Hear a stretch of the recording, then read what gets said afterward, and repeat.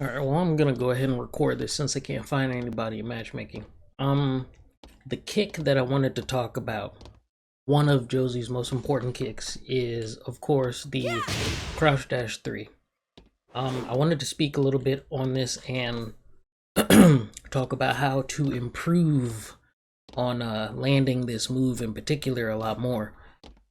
So a thing that Josie players usually do is let their crouch dash cook, and they, do a crouch dash 3 like that.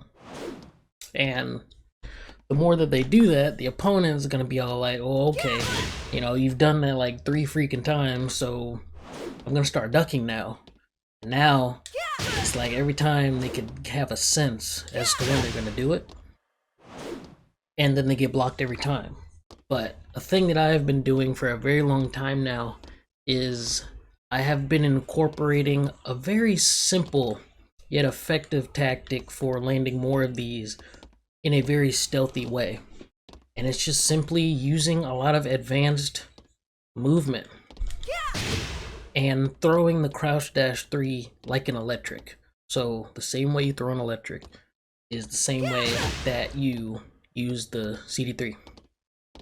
What happens when you do this is you nullify the crouch dash animation completely, and it is obscured, so you essentially have a hidden blade that you're using, and the opponent gets hit by it and he doesn't know until he gets hit, and then he freaks out and then probably like does a freaking punishable move, and if you're on your A game, you get to punish them and add more pressure with the jabs and bam, stuff like that.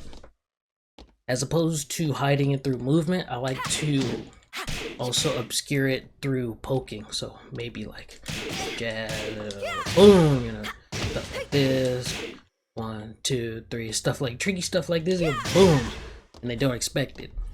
The whole trick behind CD3 is to never really let them know that it's coming, so that when they don't see it coming, then that's when you can start applying the crouch dash trickery.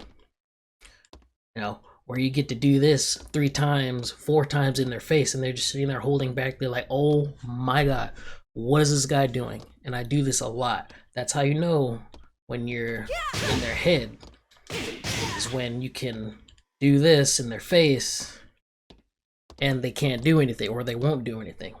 So just practice that. Use a bunch of movement, surprise them, because that's the whole trick behind CD3. A hidden blade. Try it out.